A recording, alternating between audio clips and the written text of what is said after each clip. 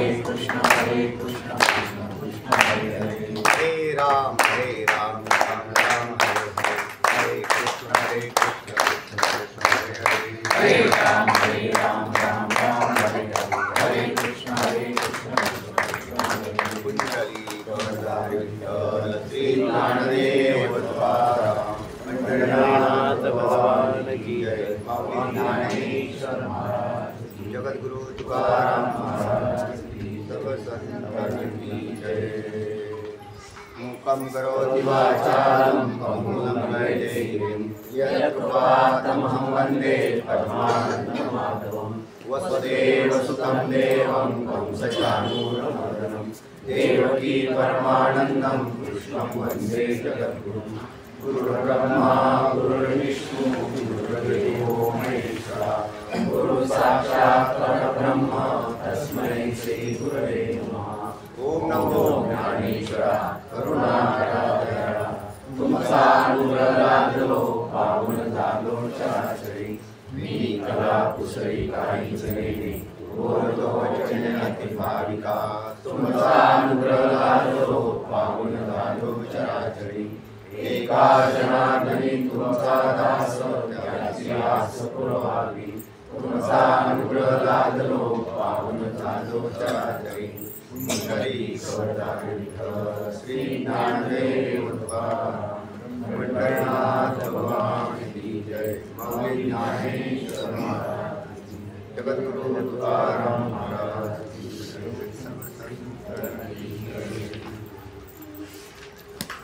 श्लोक चालू आहे आपला 30वा। जसे ग्रसमानस्तमन्ता लोकान् समुद्रान् ज्वालभिः, तेजोभिरापूर्णसमग्रं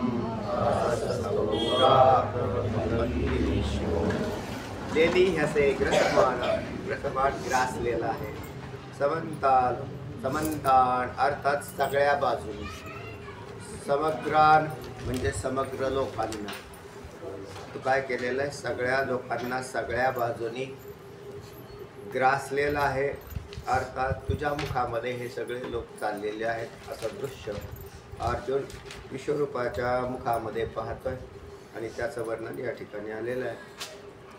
तो त्याचं मुख कसं आहे तर तेजोभिरा, अत्यंत तेजाने परिपूर्ण असं भरलेलं आणि संपूर्ण तेजोमय असं त्याचं मुख आहे।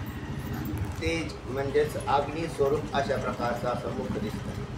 आता विराटाचं मुख आहे म्हणजे तो अग्नीच आहे आणि अग्नीला मुख असं म्हटलेलं आहे, शास्त्रात सुद्धा अग्नी हे भगवंताचं मुख असं म्हटलेलं आहे, म्हणून यज्ञ आदी सगळी कर्म जी आहेत ती त्याच्या मुखामध्ये समर्पित होतात, अग्नीमध्ये आहुत्या दिल्या जातात आणि इथे सुद्धा अग्निरूपी हे मुख विश्वरूपाचं दिसतं आहे आणि याच्यात विश्वाची आहुती जाते, सगळ्या वीरांची आहुती जाते। इथे खाली काही शिल्लक राहत नाही। पुढे म्हटलेलं आहे की तुझे भूकच एवढी मोठी आहे की तुझ्या भूकेला हे काहीच पुरत नाही। तर अग्नी हे देवाचं मुख आहेच आहे आणि लौकिकामध्ये म्हणजे याच्यामध्ये सुद्धा कर्मकांडात ते मानलेलं आहे, वेगवेगळ्या यज्ञातिक कर्मामध्ये मानलेलं आहे।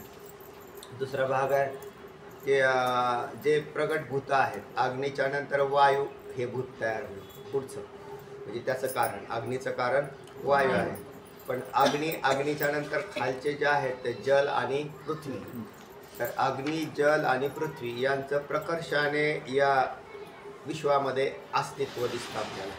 प्रकर्षाने अस्तित्व कोणाचं आहे तर यांचंच अस्तित्व आपल्याला दिसतं। जसं आता शरीर जरी पाहिलं तरी त्याला असणारा आकार नामरूप, आता वायूच्या ठिकाणी रूप नसल्या कारणाने, वायूच्या ठिकाणी रूप आहे का नाही, रूप हे तेजापासून सुरू झालं म्हणून तेजानंतर आकाराला सुरुवात झालेली दिसते। वायू जरी पंचमहाभूतांचं कार्य असला तरी सुद्धा त्याच्या ठिकाणी रूप दिसत नसल्या कारणाने जेवढे रूपमान पदार्थ दिसत आहेत ते आणि मग ग्रासलेले पदार्थ कोणते असं जर म्हटलं तर यांनाच ग्रासले, म्हणजे पृथ्वी आप तेज आणि यांचा सगळ्यांचा घास तो घेताना दिसतो, तेजाचाही घास घेताना दिसेल कारण विश्वरूप आहे ते. तर याच्यातला म्हणून त्याचं जे मुख आहे ते अग्नी स्वरूप मुख आहे. विश्वरूपाचं मुख अग्नी स्वरूप असं असून त्या अग्नीमध्ये सगळे आहुत्या जात आहेत. म्हणून दृश्यमान म्हणून नामरूपाच्या आहुत्या या तेजोमय मुखामध्ये जातात. कसं म्हणताल तर अतिशय प्रखर तेजस्वी असं दिसतं. सर्वत्र अगदीच उग्र असं दिसतं. आता त्यात उग्र, सौम्य आणि उग्र अशा प्रकारचे दोन भाग राहतात. इतर त्याची रूपं जे आहेत ते अतिशय सौम्य अशा प्रकारची सुद्धा आहेत. काही रूपं त्याचे अतिसौम्य आहेत, देवाची रूपं आहेत, म्हणून पाहायला त्याच्याबरोबर म्हणजे मैत्री करायला, सख्यत्व दास्यत्व करायला चांगली वाटतात. रामासारखं सौम्य रूप आहे, रामरूप सौम्य रूप आहे. म्हणून पण हे अतिउग्र रूप आहे. काय पाठीमागं नृसिंहाचं घेतलेलं रूप होतं त्याचं, तेही उग्र रूपच होतं नृसिंह रूप. पण नृसिंह रूप हे असं भयानक नव्हतं, इतकं भयानक नाही. त्यावेळेला काय असतं, त्या रूपाची त्या वेळेला भयानकता असते. त्यावेळेला त्यांना ते भयानक वाटलं. पण असं हो इतकं भयानक होतं का? म्हणून इतकं भयानक ते रूप नव्हतं. पण हे विश्वरूप आहे ते अतिभयानक आहे. आणि याच्या मुखामध्ये सगळे प्रतपंथी जेवढे काही पदार्थ आहेत हे सगळे तो त्या मुखाच्या असणाऱ्या तेजस्वी प्रखर ज्वालांच्यामुळे तो तापवताना दिसतोय, त्या तप्त होताना दिसत आहे. म्हणून मग अशी म्हटलं आपण जसे शेंगदाणे भाजून खातो तसा हा जग भाजून खातो का काय असं वाटतं. म्हणून सगळं तप्त झालेलं दिसतं. माऊली काय म्हणतायत श्लोकाचा आपण भावार्थ पाहिलेला होता. नक्षत्राचे फुटाणे होत असं दिलेलं माऊलीने. आणि येतुलिया ही आरोगणा करिता भुके नाही उनेपण कैसे दीपण असाधारण उदयले या. माऊली वर्णन करतायत त्याच्या या श्लोकाच्या अंतर्गत येणाऱ्या ओव्या. येतुलिया ही आरोगण, आरोगण म्हणजे भोजन, करिता भुके नाही उनेपण. आरोगण करिता भुके उनेपण नाही, म्हणजे भूक भागली जात नाही. भूक उणे राहते, ती उन्हीच राहते. पण मनुष्य कुठपर्यंत खात राहतो, जोपर्यंत त्याला भूक आहे तोपर्यंत खाय. हे विश्वरूप सगळंच खात आहे. ब्रह्मांडाचे घास घेतले, सगळे खात आहेत. मग सगळं खातं, पण मग तृप्ती होते का नाही? एवढं खाल्ल्यावर तरी तृप्ती व्हावी ना त्याची. तर त्याची कुठे तृप्ती होताना दिसत नाही देवाची. तर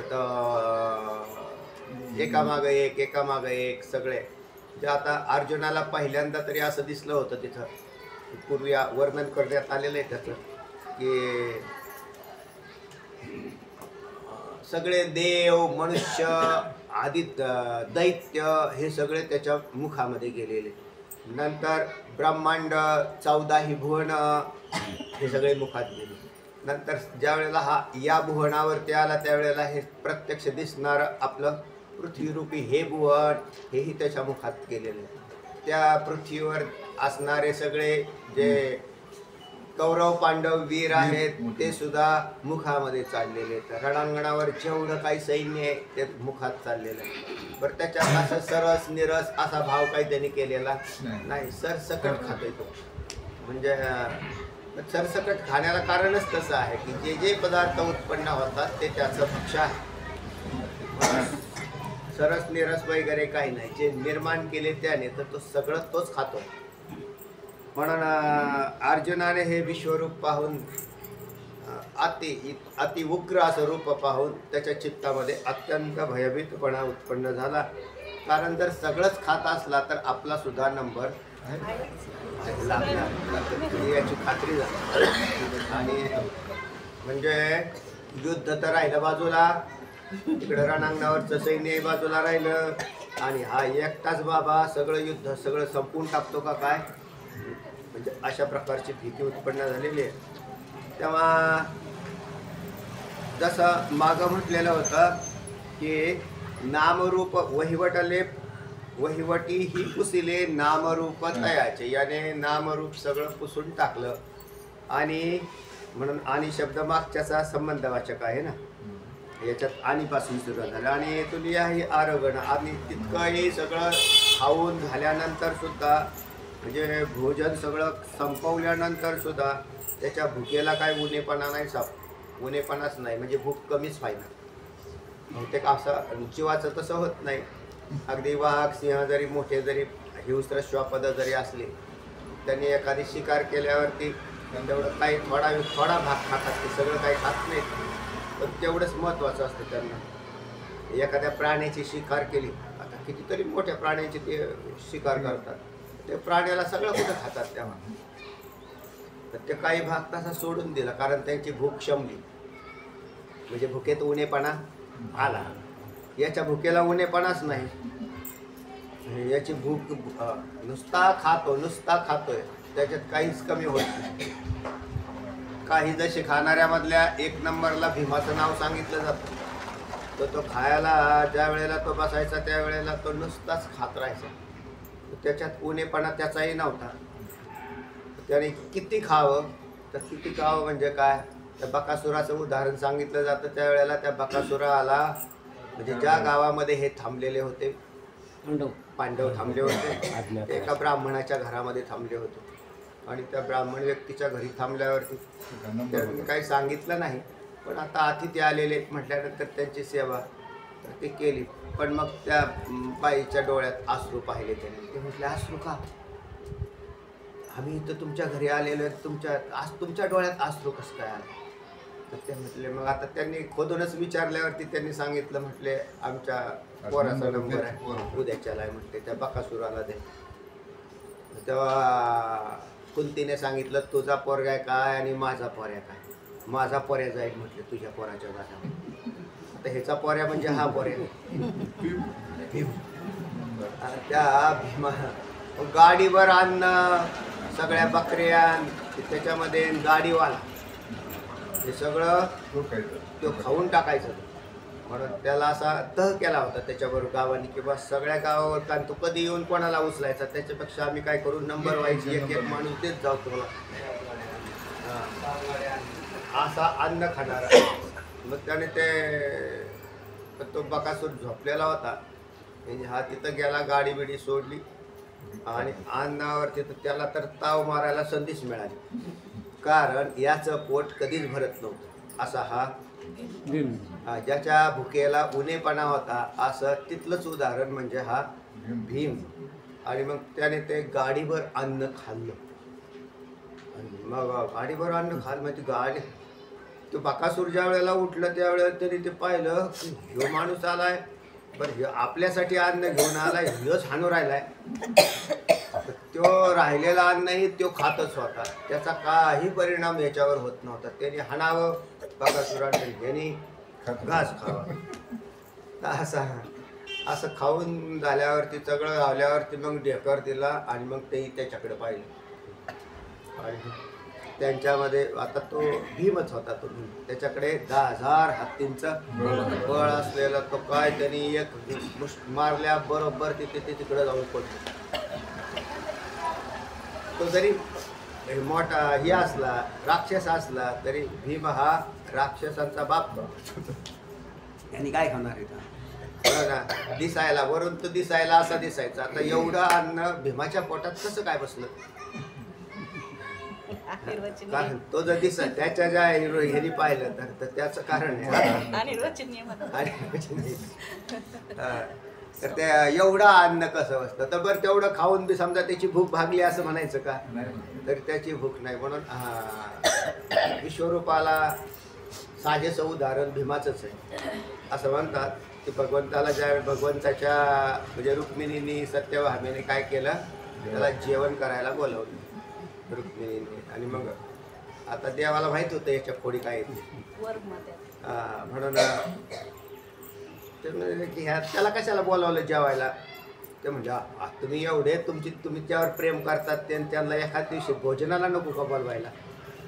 ते बोलावलं तर भोजनाला तर आले, पण देवाला माहीत होतं आपले ते हसले आणि पुढे काय होणार आहे माहीत होतं. आणि देवाकडे आता भीमाला बोलावल्या, भीम बसला आपलं जेवायला, येऊ द्या. येऊ द्या म्हटलं की त्यांनी ते सगळं खायला सुरुवात केली. खायला सुरुवात केल्यावरती तिकडे स्वयंपाक करायला जरी अष्टप्रधान राण्या आणि बाकीच्या कितीतरी, पण याला काही पुरेसंच पडाना. याचं कारण याचं पोटाला माप नाही, म्हणजे भुकेचा उणेपणा नाही.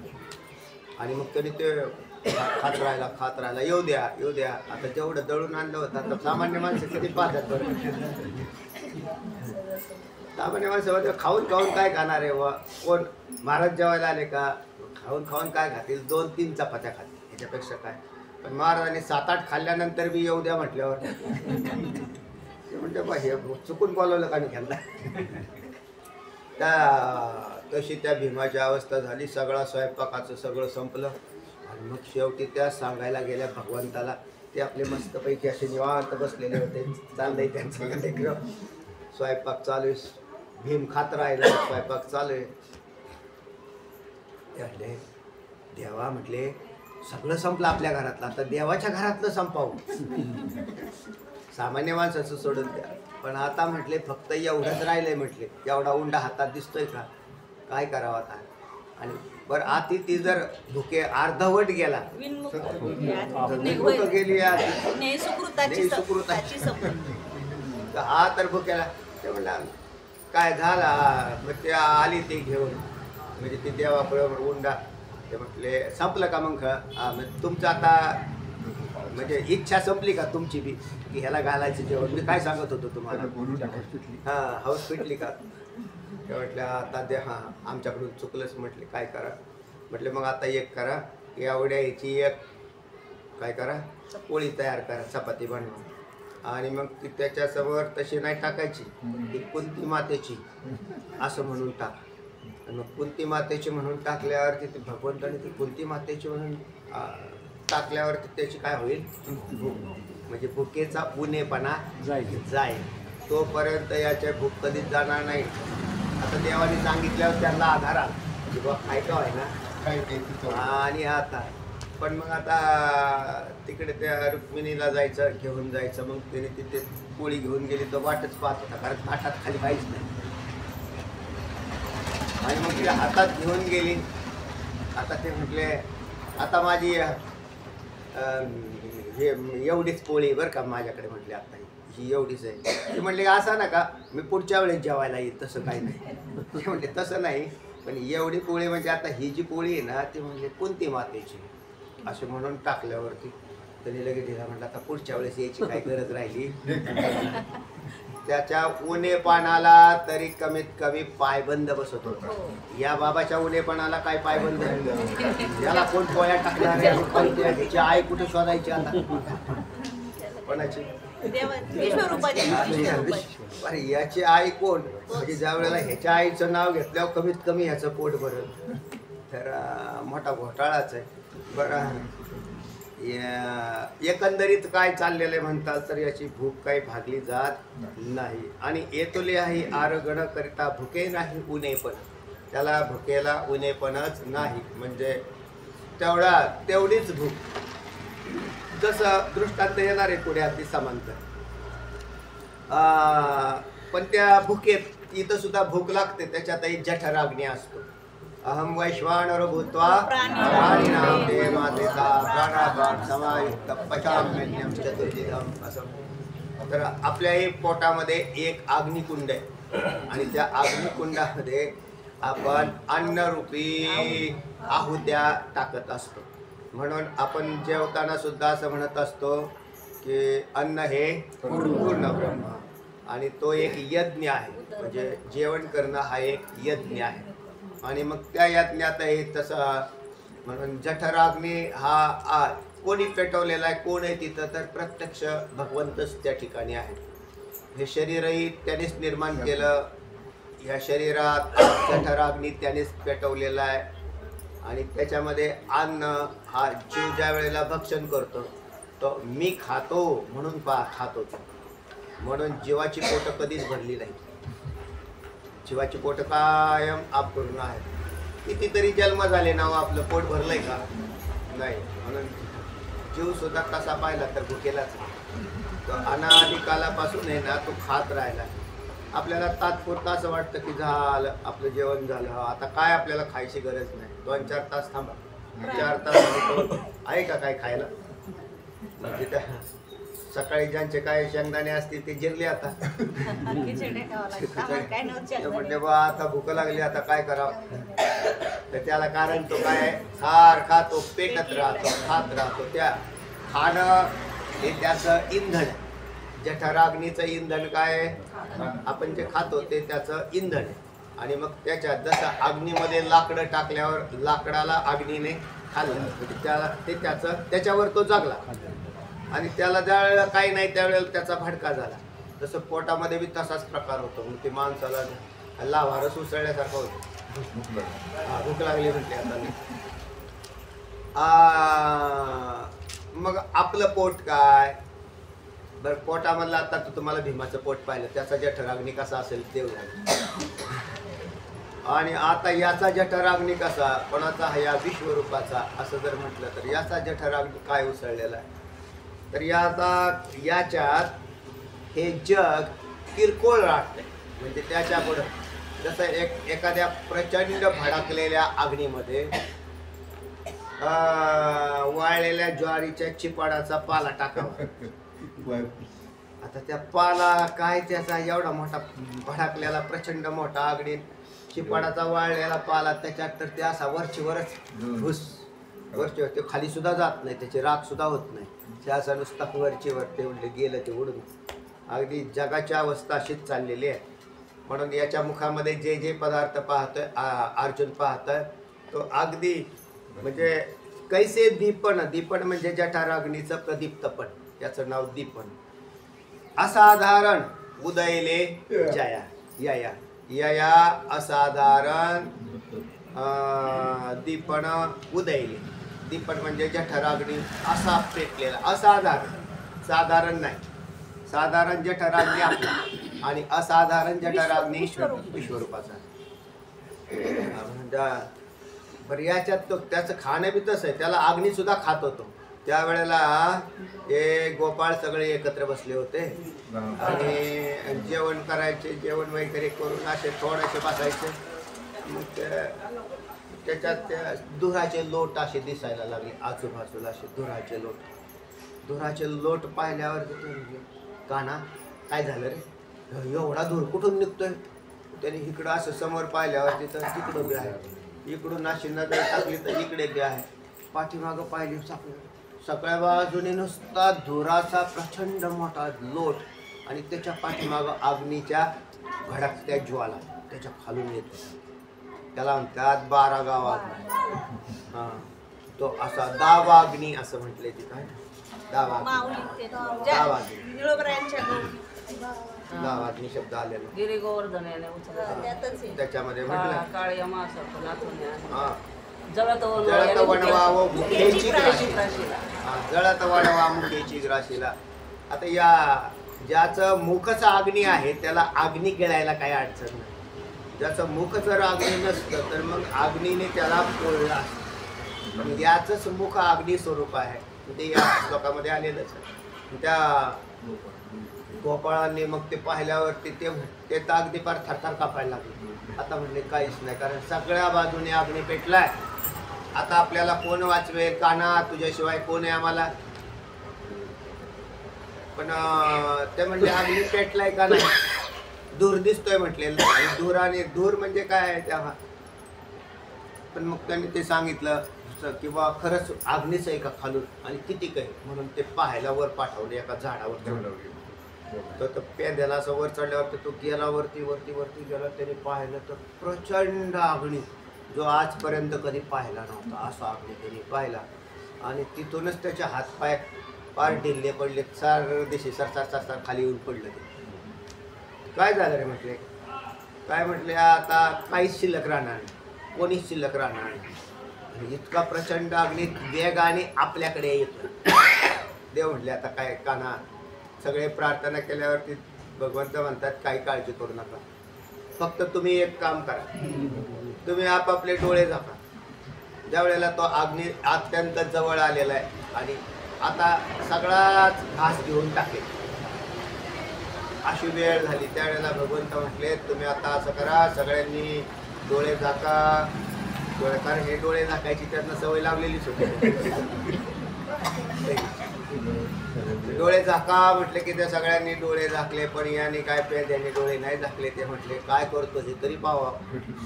आणि मग त्यांनी ते असं डोळे अशा 2 बोटामधून तो पाहते. बाळक्रीडेमध्ये सुंदर वर्णन आलेली. आणि मग त्यांनी ते असं पाहिल्यावर तिथं त्यांनी प्रचंड मोठं रूप धारण केलं, अगदी विश्वरूप असं प्रचंड मोठं. कारण एवढा अग्नी काय करायचा आहे, गिळून टाकायचा. आता अग्नी गिळायचा आहे म्हणजे अग्नीला गिळून टाकून तृप्त करा, म्हणजे तो तृप्त होणार आहे, कारण अग्नीच गिळतो हा.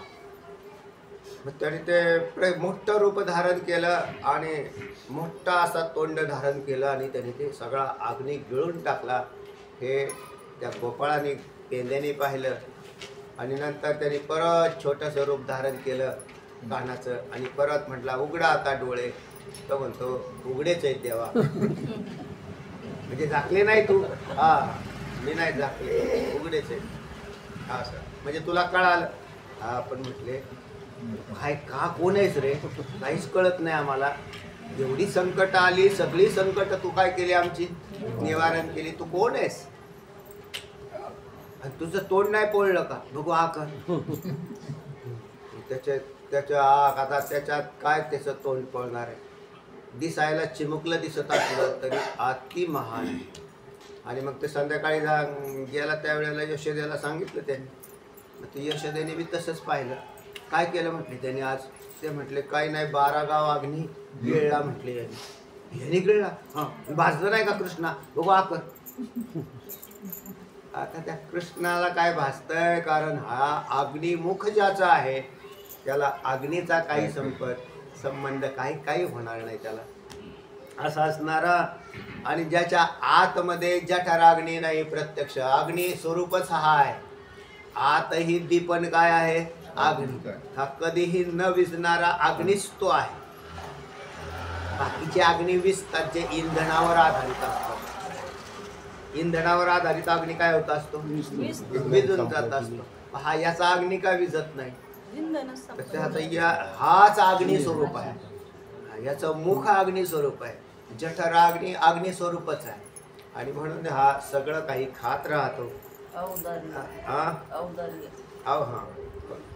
कैसे दीपन असाधारण उदयले आहे, तर म्हणून त्याचं असाधारण वर्णन केलं. त्याच्या जठराग्नी कसा आहे? असाधारण. मग आपला जठराग्नी साधारण. केव्हा विसतो बरं? आपला जठराग्नी केव्हा विसतो?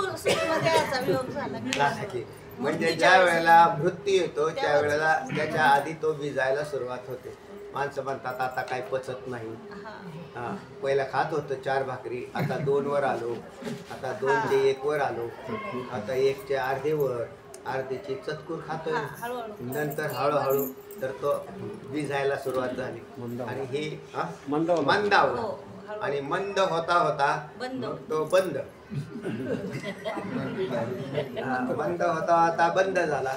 आणि मग त्याचा हा वियोग होतो. तरी मनुष्य जिवंत राहतो, काही दिवस राहतो, कारण शरीरातलं तेवढे जे साचवलेला भाग आहे ते म्हणजे अतिकृश होतात लोक. अतिकृश मरत नाहीत तरी बी, हे विशेष आहे. अतिकृश होतात. आणि मग नंतर एक द्या म्हणजेच तो जठराग्नी विझला.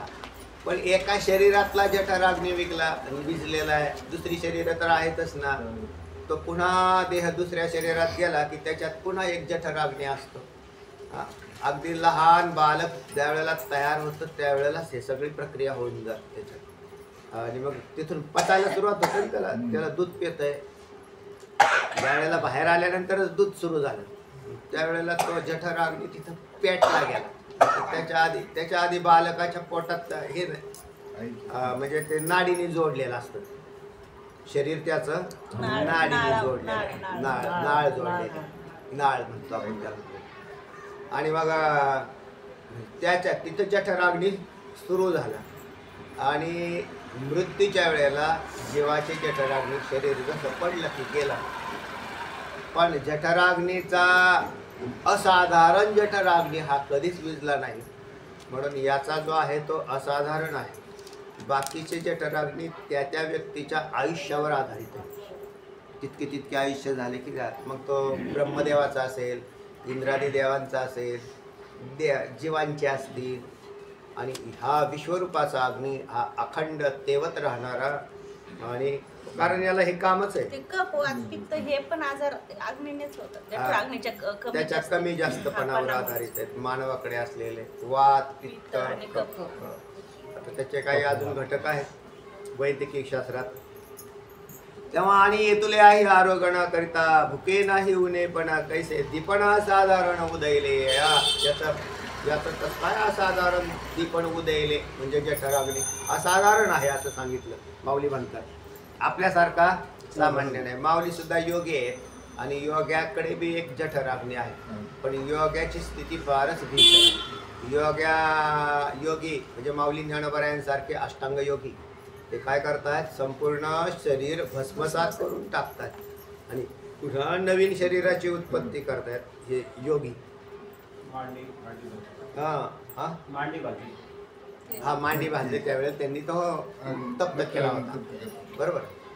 तर तेव्हा योग्यांच्याकडे आहे, पण हे योग्यांचेही योगी, कारण यत्र योगेश्वर कृष्ण योग्यांचे ईश्वर असणारे।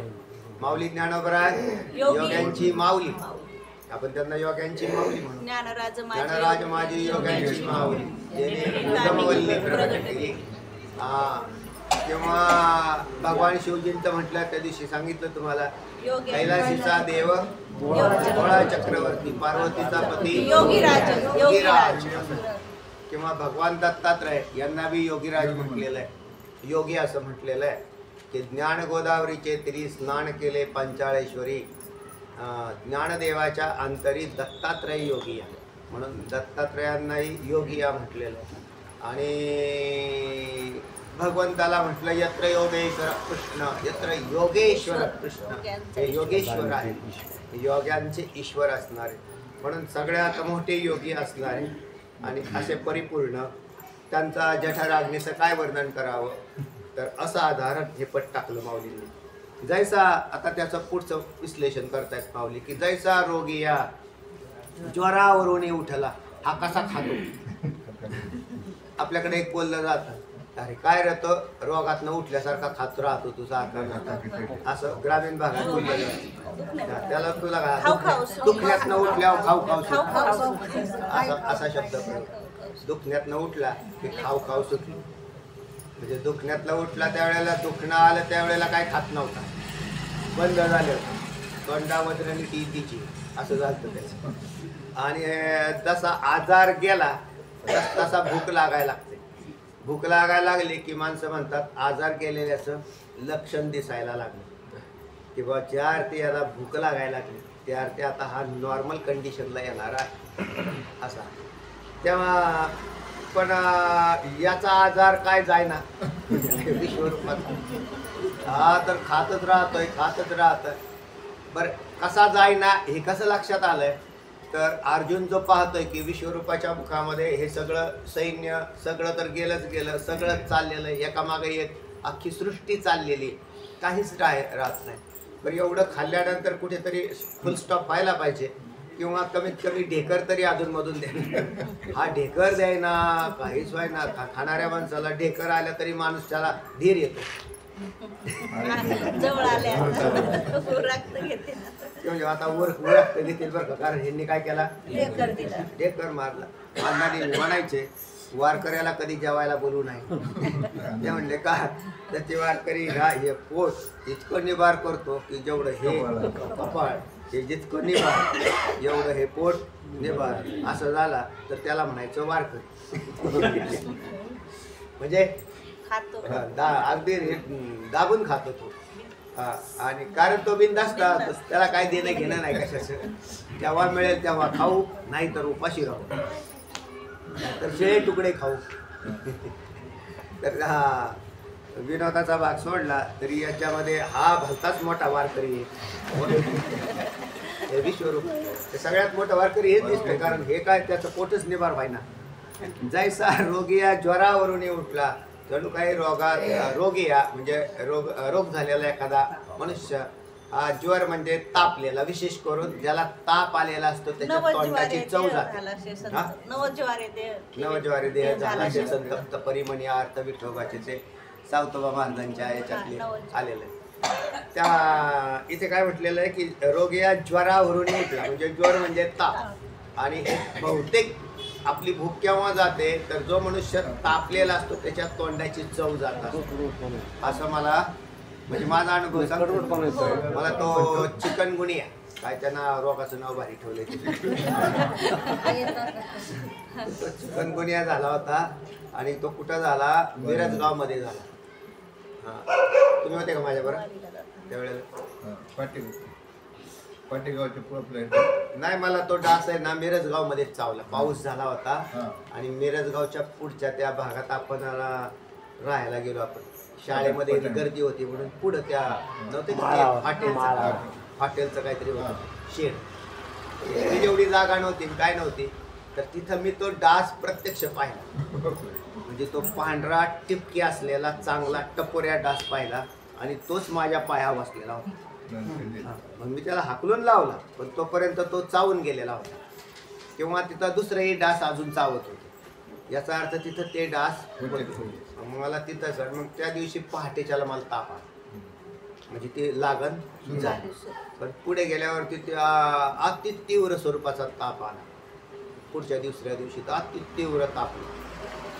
पण मग मी गाडीत बसून पुढे गेलो आणि पण मी ते रस्त्याने काहीच खाल्लेलं नव्हतं म्हणून कोणीतरी ते सफरचंद आणून दिले. तर सफरचंद एवढे कडू लागत होते अतिशय कडू. पण ते म्हणतात की हे कडू पण आता माझा स्वभाव आहे कडू लागला आणि गोड लागला तरी खात राहतो. तुम्ही खाल्ले तसेच पण ते फार असे कडू लागत होते. आता बाकीचे ते तोंडाला चव नाही म्हणले की ते सोडून देतात. तसा सामान्य विश्वरूप असल्या कारण नाही ते वृत्तीचा फरक आहे. तेव्हा मी ते खाल्लं ते. पण मग नंतर ते डॉक्टरांकडे गेल्यावरती त्यांनी सांगितलं तुम्हाला झालेलं आहे, तुम्हाला जायचं असलं तर घरी जाऊ शकता, तुम्हाला आता चालायला कठीणच होईल. ते झालं सुद्धा तसंच झालं. म्हणजे मग पुढे गेल्यावरती त्रास सुरू झाला. मग ते गाडीत बसावं लागलं. येताना यष्टीत पाय ठेवता येत नव्हतं इथपर्यंत सांधे सुजले होते. तर त्या अशा प्रकारचा तर त्याच्यात असं कळालं की बा ताप आल्यावरती काय होत राहतं कडू लागते आणि कडू लागले की त्याची चव जाते. चव लावल्यावर माणसं जेवत नाही. आपाप काही रोगामध्ये रोगी या ज्वरावरून उठला म्हणजे ताप गेल्यानंतर मग तो खायला सुरुवात केली तर बरेच दिवस न खाल्ल्यामुळे तो म्हणतो का हाय का हे केलं का आमकं केलं का फलानं केलं का हे केलं. त्यामुळे काय सकाळपासून 3दा खाल्लं ना आता अजून तर 4 वाजल्या नाही. ते म्हणत हे रोगातून उठल्यावर असंच होतं. तेव्हा हे आपल्याला खेड्यामध्ये तर मग अनुभव आहे सगळे बोलतात आहे. तेव्हा का दुसरा दृष्टांत दिला तसा हा कुठल्या रोगातून उठलाय कोणाच कोण विश्वरूप हा कुठल्या तरी रोगातूनच उठलेला दिसतं ज्याच्यामुळे हा खायला लागला आणि नुसता खात राहिलेला. सगळे वीर खाल्ले दोन्ही पक्षाचे खाल्ले तरी याची काय भूक भागाना. का म्हणगा दुष्काळ पाहाला. पाहाला म्हणजे उजाडणे. पाहाला पदाचा अर्थ पाहिला नाही तर पाहाला म्हणजे निघून जाणं संपणं म्हणजे उजाडणं. पाहाला म्हणजे जसा सूर्योदय सूर्य पाहाला म्हणजे सूर्याचा उदय सूर्योदय पाहाला म्हटलं की सूर्याचा उदय झाला उजाडणं असं होईल असा अर्थ होईल. पाहाला ज्ञानेश्वरीमध्ये शब्द पुष्कळ ठिकाणी आला. का भणगा म्हणजे भिकारी. भिकारी दुष्काळात सापडला. माऊली दृष्टांत देताना असे काही विशेष करतात. पहिली गोष्ट तो कोण आहे भिकारी आणि भिकाऱ्याला तसाही अन्नाचा दुष्काळाचा आहे. आणि पण भिकारी दुष्काळात सापडला म्हणजे दुष्काळ कोणासाठी असतो बाकीच्या लोकांसाठी. त्यावेळेला बाकीचे लोक, ज्या वेळेला बाकीच्या लोकांना दुष्काळ नाही त्यावेळेला जरी भिकाऱ्याला दुष्काळ असला तरी बाकीचे लोक म्हणतात घे बाबा, दान पुण्य करतात. पण बाकीचीच माणसं दुष्काळात सापडली, आता भिकाऱ्याला कसं काय करायचं? म्हणून बहुतेक लोक म्हणतात घरात कोण नाही. बाबा वा पुढं, घरात कोण नाही. आता घरात कोण नाही पण कोण बोलतं? तीच बाई सांगत असते बाबा घर पुढं वा, घरात कोण नाही आता. असं असं पण जातो पुढं, कारण घरात कोण नाही. हा म्हणजेच ती लोक कशात सापडलेली? संकटात, दुष्काळात सापडली, म्हणून त्याला देऊ नाही राहिले. पण दुष्काळ पाहाल म्हणजे काय झाला? संपला.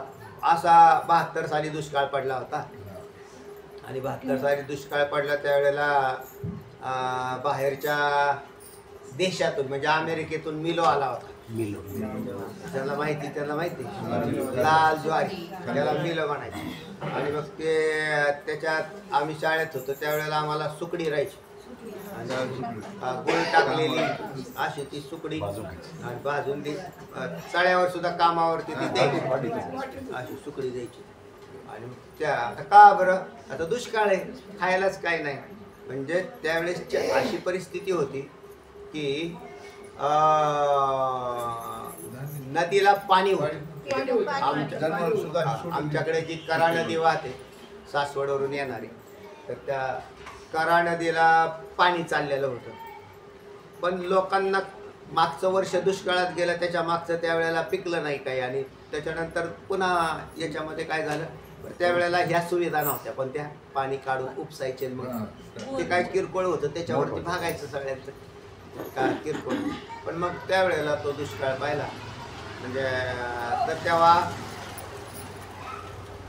त्याच्यात खायला अन्न नाही. मग खायला अन्न नाही म्हटल्यानंतर त्यावेळेला त्या बाहेरच्या देशातून म्हणजे अमेरिकाच त्यावेळेला तिथून मिलो येत होता आपल्याकडे. आणि काँग्रेस सुद्धा गाजर गवत त्यावेळेला चालू होता. त्याच्या आधी आपल्याकडं नव्हतं, कारण पेरलं जे ज्वारी पेरली गेली त्याच्यातून ते उगवलं गेलं त्याच्यातलं काय. आणि मग त्याच्यात प्रसार झाला तो जास्त. चला तर तेव्हा एकंदरीत काय हो, दुष्काळ हटला. आणि मग दुष्काळ हटल्यावर बाकीच्यांचा दुष्काळ हटल्यावर ते सुकाळ कोणाचा झाला? भिकाऱ्याचा. हो, आधीच भिकारी, त्याच्यात दुष्काळ पडला, आता सुकाळ झाला. मग तो भिकारी खात उठला. हा मग आता ते म्हणले बरेच दिवस खायलाच नव्हतं हो, आता खा. म्हणजे त्याला दिसलं की खाल्लं, जे जे मिळाल खात राहिला, दिवसभर चरत राहिला. असं माऊलींनी दृष्टांत तयार केला. कारण हा दुष्काळातून उठला म्हणजे दुष्काळ संपला. तसा या बाबाला काय दुष्काळ आहे? देव झाले. याला दुष्काळ पडलाय का नाही? म्हणून हे सगळं खात राहिला, सगळी सृष्टी खातोय हा विश्वरूप. मग जणू काय माऊली म्हणतात पहिली गोष्ट भिकारी दुष्काळातून उठला. आता दृष्टांत कोणतेही दिले तरी चालतात, असा काही नियम नाही की कनिष्ठ दृष्टांत वरिष्ठ सिद्धांताला कसे द्यावेत असा शास्त्रात काय पायंडा म्हणजे द्यायला नाही पाहिजे असा काही नियमावली नाही. म्हणून भिकाऱ्याचा दृष्टांत हा जणू काय एक तर आधीचाच भिकारी, पण याला प्रमाण आहेत आहे ना. हा भुकाळूची बराडी हो, हा तो भुकाळूची सकाळीच आपण प्रमाण दिलं होतं. अजून एका दुसरीकडे एक प्रमाण आलेलं आहे त्याला की हा नाही, ते दुसरा भाग आहे. देवाला भिकारी म्हटलं, पण हा याचही तृप्ती कधी होत नाही. म्हणून निळवरांची गवळण आहे त्याच्यामध्ये काय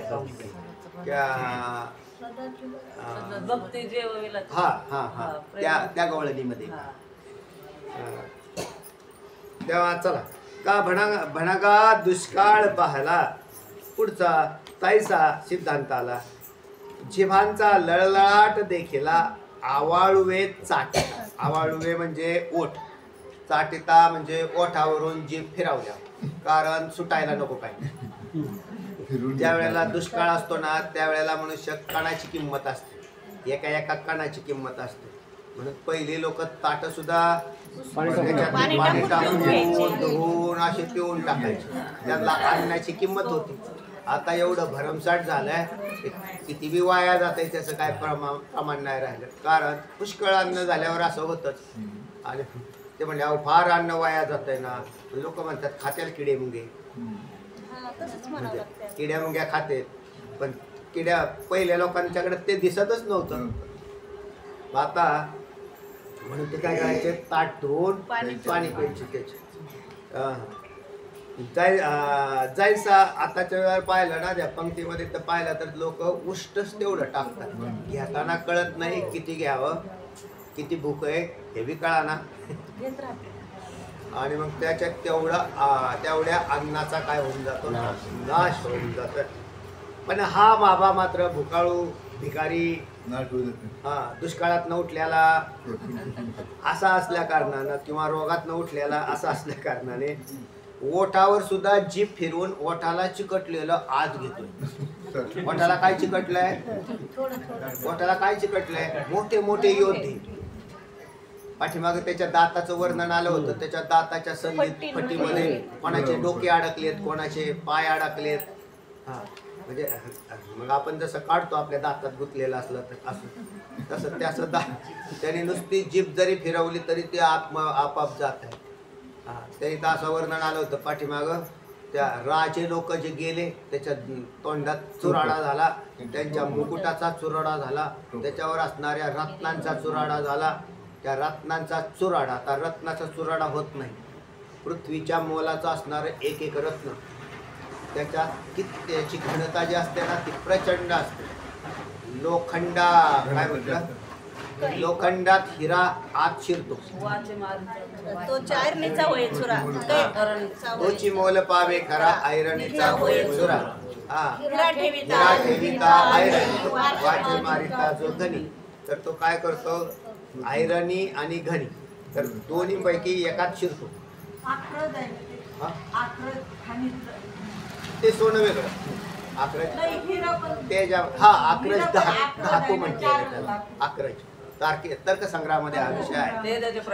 तेजाच्या प्रकारामध्ये म्हणजे तो स्वयंप्रकाशित असतो. हिरा हा स्वयंप्रकाशित आहे. स्वयंप्रकाशित म्हणजे त्याचाच प्रकाश पडतो, त्याला दुसऱ्या प्रकाशाने पाहायची गरज नाही. त्याचं नाव हिरा. बरं तो इतका घनता इतकी की तो लोखंडात शिरला. लोखंडात शिरला म्हणजे तरी चुरा झाला नाही. पण या बाबाचे दातच असे आहेत विश्वरूपाचे की त्याने हिऱ्याचा चुराडा करून टाकला. किती हिराडे ते म्हणते इतका चुरा केला की दाताला इकडून तिकडून चिकटल्यावर सगळं चमकताना चकचक चकचक दिसतंय. दंत हिऱ्याचा प्रकाश पडला. ताराव चमकला. ताराव चमकला. आजी पुरलेव आरतीच्या या गवळणीमध्ये हा विषय दिला. तेव्हा जिभांचा लळलाट देखील, आता जिभेला नेहमी लाळ असते म्हणून शब्द लळलाट आला. काय कारण लळलाट असा शब्द आलाय. हा बरोबर आहे, लळलाट आलेला आहे. तर हा म्हणजे लळलाट म्हणजे ती असे लवचिकतेनं जिभांचं वाकणं. तिथं काय अपेक्षित आहे, लवचिकतेनं. जसं तोंडामध्ये जीभ आहे ती इकडून तिकडे फिरवत असताना ती वक्र होते. आणि जसं आता इकडल्या मागच्या दातात गेलं की आपण असं आतमध्ये गेलं की ती जीभ तेवढ्या बरोबर टोक बरोबर तयार होतं तिचं आणि ती बरोबर तेवढा भाग काढते. तसं याच्या तोंडात सुद्धा खायलाच काय नसल्यामुळे आतून मनुष्य असा केव्हा करेल हे पहा. त्या विशेष करून फुटाण्यासारखा पदार्थ एवढे 7-8 10 बसलेले आमचे ते दिंडीमध्ये चालताना तसं होत.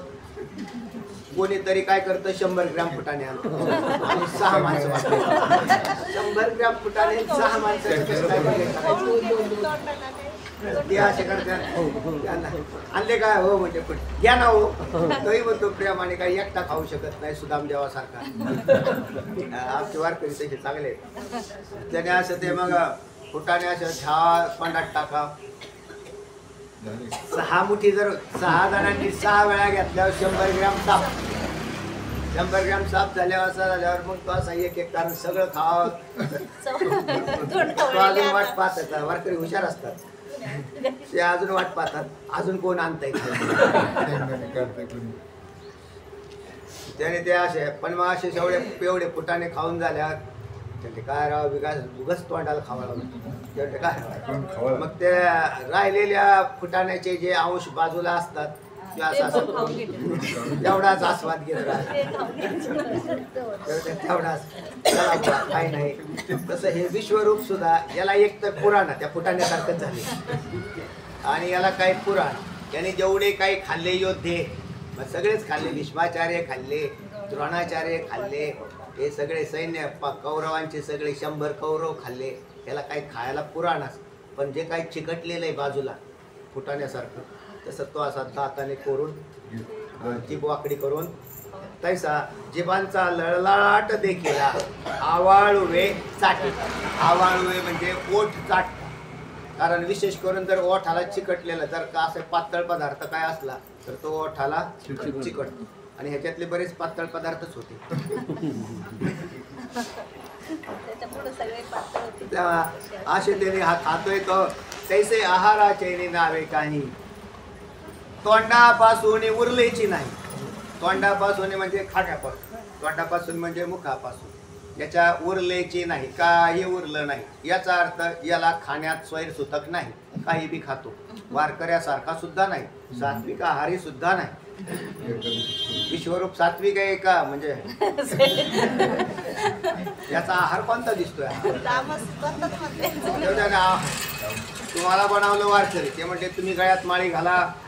अच्छा कोणाचा तुमचा देव कोण तो आणि तो काय खातो. तोंडापासून काही उरलेची नाही. तसे आहाराचे नावे काही तोंडापासून काही उरलेची नाही. आहाराचे नावे काही म्हणजे सात्विक राजस तामस हे आहार आहेत का नाही. याच्यापैकी वारकऱ्याचा आहार कोणता आहे. सात्विक आहार. तामस राजस हे आहार करून त्याचे वारकरी राजस आहार करतात. स्निग्ध पदार्थाचं अधिक अशा प्रकारचं मसालेदार पदार्थांचं सेवन करणं त्या राजस पदार्थांच्या याच्यात. कटवम्ल लवणा तीक्ष्ण वृक्ष हृदाहिनः आहारा राजसच चेष्टा. दुःखमय ज्याच्या सेवनानंतर काय होतं कष्ट होतं पचायला कठीण असं. आणि असा राजस आहार. तामस आहार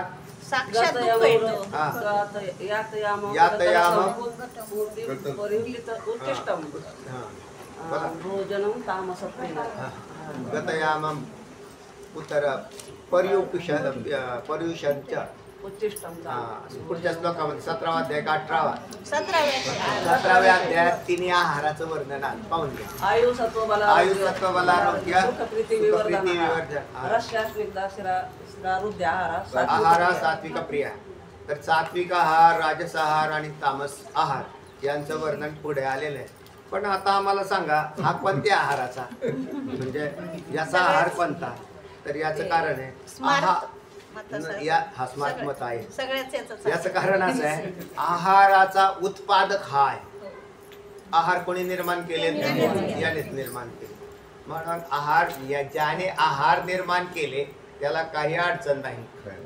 म्हणून त्याने सात्विक आहार त्यानेच निर्माण केला, राजस त्यानेच निर्माण केला, तामस त्यानेच निर्माण केला आणि भक्ष्य तोच झालेला आहे. म्हणून तो सगळ्या आहाराचं सेवन केलं. ते म्हणले मग त्याच्यावर काय परिणाम होईल ना हो तामस राजस. त्याला काही होत नाही, ह्याचं पोट दुखत नाही, त्याला काहीच होत नाही ना. नाहीतर साधारण गोष्ट नाही हो. हे सगळ्यात एवढं सगळं खाल्ल्यावर पोट दुखायला पाहिजे का नाही. लोक जीवाचं तसं नाही. जीवाला अनेक अडचणी येतात आहार करताना सुद्धा. काही लोकांना तर साधं सुद्धा पचत नाही म्हणजे साधारण अन्न सुद्धा पचत नाही. याने काही अन्न खाल्लं तोंडात टाकलं माऊली म्हणतात उरलेची नाही. तोंडापासून उरलेची नाही. आता उरलेची नाही म्हणजे अजून एक दुसरा भाग आहे. जसे जसे तुम्हाला त्या दिवशी सांगितलं होतं पण की बैल सुद्धा समजा वैरण टाकली तर पुढचा चिपाड आहे ते खातात आणि बुड काय तो तोंडाने करडून खाली टाकून देतात. म्हणजे बैलाला सुद्धा कळतं. बैलाचा बैल बैलाचा बैल म्हणजे बैल सुद्धा खाताना बरोबर ते असा जर बुडका आला तर असा दाग मागते ते दाढेमध्ये असा कट करतं, असं करतं आणि असं टाकून देतं.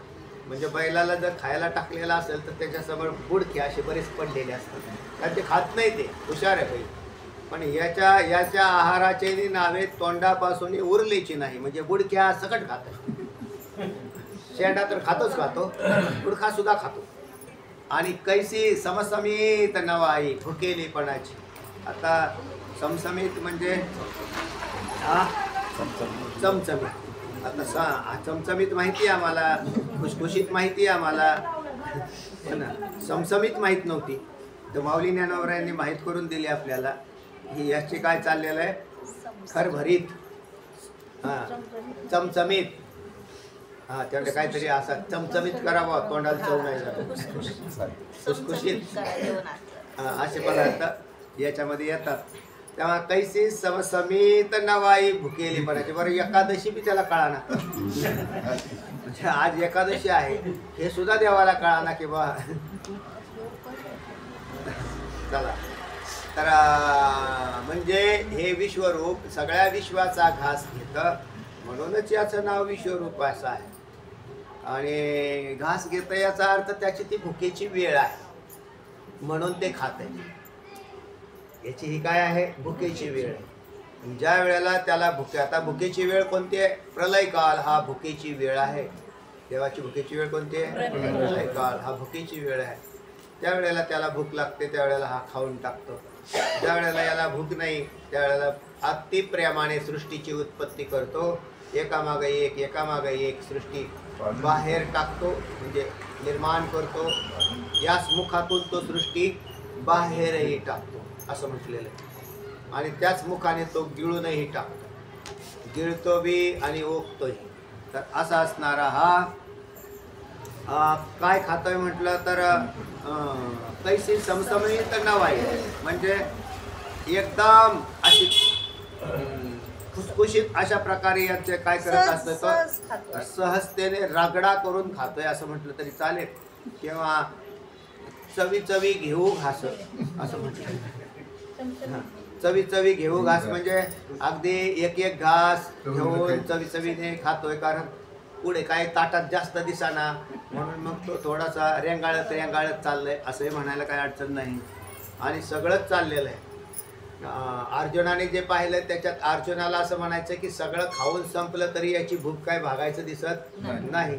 म्हणून याने काय करतोय, हा याचं एकदम कडक भूक लागलेली याला, आणि त्या भुकेमुळं हा सगळेच पदार्थ, एकही पदार्थ सोडत नाही, तर अवघे पदार्थ याचे भक्ष्य आहेत. आता अवघे पदार्थ म्हणजे असं आहे, पृथ्वी आप तेज वायू आकाश ही पंचमहाभूतांपासून सृष्टी बनते. मग सृष्टी बनते तर या सृष्टीची उत्पत्ती असं आपण वेदांत शास्त्रात प्रक्रिया अशा दिलेल्या आहेत त्याच्या, की ब्रह्मस्वरूपाच्या ठिकाणी माया ही उपाधी ज्या वेळेला निर्माण झाली, आता ती उपाधी ही ब्रह्माच्या दृष्टीने नाही, कारण ब्रह्मस्वरूपाच्या ठिकाणी मायेचा अत्यंत. पण मग ज्या वेळेला ईश्वर भावाची उत्पत्ती होते, म्हणून ईश्वर भाव जसा जीव भाव आहे तसाच ईश्वर भावही आहे. तर ईश्वर भावामध्ये माया ही म्हणजे शुद्ध सत्वगुण प्रधान माया ही उपाधी लागून ईश्वर भावाची उत्पत्ती होते. त्यावेळेला मग सृष्टीचा कर्ता म्हणून हा तयार होतो, जगताचं कारणत्व त्याच्याकडे आलं. आणि मग तो जगत उत्पन्न करत असताना असं म्हटलं की तीच माया तमगुण प्रधान बनते. ईश्वर संकल्पाने काय होते, तमांश प्रधान बनते. आणि मग त्यानंतर सृष्टीची उत्पत्ती होताना मधुसूदन सरस्वतींच्या मताप्रमाणे देशकाल आधी उत्पन्न होतात, म्हणजे काल आधी सृष्टीची उत्पत्ती. नंतर दिशा म्हणजे देश आणि दिशा यांचा संबंध आहे. देश मोजण्यासाठी दिशा लागतात. मग काल उत्पन्न झाला आणि त्याच्यानंतर याचं सृष्टीची उत्पत्ती होताना आकाश सुरू झालं. आपलं कोणतं पहिलं तयार झालं? आकाश.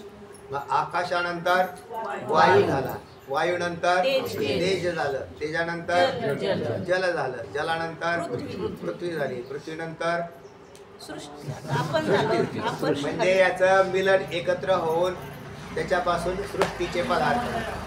म्हणून आपल्याला देह हा डायरेक्ट स्वतंत्र वाटतो, आपल्याला पंचभूताचा नाही वाटत याचा. म्हणून त्याच्यानंतर सृष्टी उत्पत्तीतले हे घटक बनतात असे. म्हणून देहाकडे आता ज्याला ज्ञान झालं त्याला ते कळतं की बा पंचमहाभूतांचा हा देह आहे. ज्याला शास्त्र संस्कार नाही, ऐकलेलंच नाही, त्याला ते देह, पहिली गोष्ट त्याला तो देह पंचभूताचा वाटत बी नाही, त्याला ऐकलेच नाही, 5 भूत काय असतात हे बी माहित नाही लोकांना. पण मग आता त्याचं विसर्जन करणं म्हणजे याचं खाणं, या विश्वरूपाचं खाणं म्हणजे सृष्टीचं विसर्जन आहे. आणि मग ते कसं होतं म्हणतात तर असं म्हटलेलं आहे की ज्या मग उलटी गणती सुरू करायची. पृथ्वी कोणापासून बनली? जलापासून.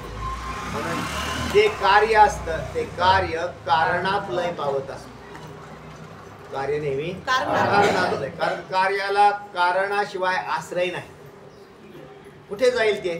पण पृथ्वी गेली तर कुठे जाईल? जलात जाईल. पण हा आता पृथ्वी, आता याचं हे शेवटचं कार्य झालं भूतांच्या पंचभूताचं. आणि मग त्याच्या भूतांपासून तयार झालेले अनेक सृष्ट पदार्थ, नष्ट होणारे, उत्पन्न होणारे, नष्ट होणारे, तर तेव्हा हे पदार्थ. आणि मग त्या पदार्थ मग आता त्याची सुरुवात, आता पदार्थांचं ज्या अर्थी पृथ्वीलाच खायचं ठरलं तर पृथ्वीवर राहणारे पदार्थ काय करतील? तर त्यांचा आपापच नाश व्हायला सुरुवात होती. म्हणून मग प्रलय काळात याचा मग, कारण पृथ्वीचा नाश करायचा आहे. पृथ्वी, पाणी, जल पृथ्वीला खाऊन टाकतं. म्हणजेच विश्वरूप रूपी असणारं जल पृथ्वी रूपी भक्ष्याला खाऊन टाकतं. अग्निरूपी असणारं विश्वरूप जलरूपी भक्ष्याला खाऊन टाकतं. वायुरूपी असणारं विश्वरूप अग्निरूपी भक्ष्याला खाऊन टाकतं. आकाशरूपी असणारं विश्वरूप वायुरूपी भक्ष्याला खाऊन टाकतं. तमगुण प्रधान असणारं मायारूपी विश्वरूप हे आकाशाला खाऊन टाकतं. तेच पुढे मायेमध्ये माया म्हणून उत्पन्न झालेली तीही मायेचा निराश होऊन हा भगवंत स्वरूपाच्या ठिकाणी स्थिर होऊन जातो. त्याला पुढे अव्यक्त जरी म्हटलेलं असेल म्हणजे मायेची वासना त्याच्यामध्ये असते. इतके शेष राहिली फक्त, म्हणजे खाली काहीच राहिलं नाही. म्हणजे सगळं खाऊन टाकलं आणि इतकं सगळं केल्यानंतर मग याच्यात तृप्ती होण्यासारखा एकही घटक नव्हता. म्हणून स्वरूपात निघून गेला तिथे तृप्ती आहे. अंतिम तृप्ती कुठं आहे? स्वरूपात. म्हणून जीवाला सुद्धा मोक्षामध्ये तृप्ती आहे. तुम्हाला आम्हाला असं वाटत असेल तुम्ही सुद्धा विश्वरूपाचे अविभाज्य घटक आहात. म्हणून तुम्हाला सुद्धा तुमच्या भुका थांबल्या का? आपली भूक गेली का? नाही गेली. आपण त्याला काय म्हणू राहिले तुझी भूक जाईना? आता त्याची भूक जाईना म्हणून त्याचं भक्ष्य सगळंच आहे, कारण त्यांनी निर्माण केलेलं खातोय. आम्ही थोडे वारकरी असल्याने फलाहार खातो, फराळ. तर तेव्हा पण बघा जीवाची भूक कधी शमली नाही. तर प्रत्येक मुंगीला भूक लागते का नाही? लागते. हत्तीला भूक लागते, मुंगीला लागते, कुत्र्याला लागते, मांजराला लागते, माणसाला लागते, वनस्पतीला लागते का? वनस्पतीला ते मुळ्या अशा टाकलेल्या आहेत त्यांनी. मुळ्या ही वनस्पतीची तोंड आहे आणि मग ते खालून ते पाणी घेते, अन्नद्रव्य घेते ते पृथ्वीतलं, त्याच्यावरती ते म्हणून त्यालाही भूक आहे. म्हणून एकंदरीत जीवसृष्टीला सगळे भुकेली आहे आणि यांची भूक कधीच तृप्त नाही झाली. भगवंत म्हणतात तुम्ही माझ्यासारखं व्हा ना. का? पहा एवढं विश्वरूप दाखवलं आणि एवढं मुख दाखवलं भगवंतानी, याची भूक भागलेली नाही. तुमची सुद्धा खरीच भूक नाही भागलेली. ज्या वेळेला मलाही तृप्ती दिसत नाही त्यावेळेला मी सुद्धा स्वरूपामध्ये जातो, देवाला सुचवायचं. पहा हे सगळा मायेचा निराश केला आणि स्वरूपाच्या ठिकाणी गेला. आता तृप्ती झाली का नाही? तृप्ती कुठे आहे? स्वरूपाच्या ठिकाणी. स्वरूपाच्या ठिकाणी तृप्ती आहे. म्हणजे ज्या वेळेला म्हणून जोपर्यंत या सृष्टीत भोगता भोग्य आणि भोग या त्रिपुटीला धरून जो जीव नांदतो तो कधीच तृप्तीला प्राप्त होत नाही. म्हणून आता तृप्तीला प्राप्त होत नाही म्हणून त्याची निरंकुशा तृप्ती जर व्हायची असेल तर त्याने स्वरूपाकडे निघून जावं. मग तुम्हाला कायमची भूक शमली जाईल तुमची. नाहीतर तुम्हाला प्रत्येक वेळेला भुकेलं व्हावं लागेल, प्रत्येक शरीरात भुकेलं व्हावं लागेल आणि भुकेलं होऊन काय करावं लागेल? खात राहावं लागेल. खातच राहतोय तो. चला मग देव कंटाळून पुढे म्हणतील आता खायलाच काय ना तू जाऊ दे बरं आम्हाला नाही खायचं. पण ज्याला कळतं असा कोण आहे? हा भगवंत आहे, ज्याला सगळं जाग्यावर आहे. जीवाला कळत नाही ना हो. देवाला गुरु करायची गरज नाही, जीवाला गुरु करायची गरज आहे. तरी सुद्धा त्यांनी अवतार कार्यात दाखवलं गुरु करून.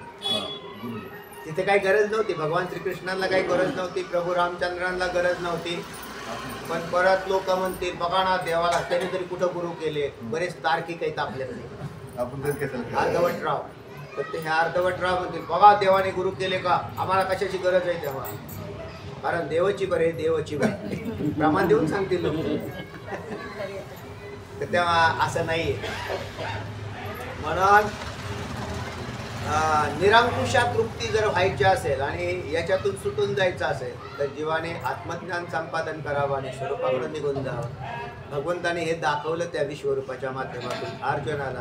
पहा माझी सुद्धा तृप्ती होत नाही. या जगात कितीही खाल्लं तरी पोटच भरत नाही, कितीही खाल्लं तरी पोटच भरत नाही, असं हे जग आहे. तेव्हा एकंदरीत भगवंताने हे सारं विश्वरूप दाखवून माऊली ज्ञानोबराय म्हणतात याच्या आहाराचे नावे तोंडापासून उरलेचे नाही, तैसे आहाराचे नावे काही तोंडापासून उरलेचे नाही. कैसी समसमित नवाई भुकेलेपणाची अशी ना. असं भुकेलेपण आम्ही कधीच शब्द दुसरा आहे का दुसऱ्या ज्ञानेश्वरीत नाही ना, दुसरीकडे असू शकतो. समसमितच आम्ही तसंच समसमित नवाई भुकेलेपणाचे असं याचं हे भुकेलेपण पाहून घ्या बा. काय हे मग हे पोट भरेल कधी घ्यायचं? काय सागराचा घोट भरावा की पर्वताचा घास करावा, ब्रह्मकटाह घालावा आघवाची दाढे, सगळंच दाढेत रगडा करून घालावं. या ओळीचं चिंतन नंतर करू. कुंडली गवर्धन विठ्ठल सिद्ध महादेव पंढरीनाथ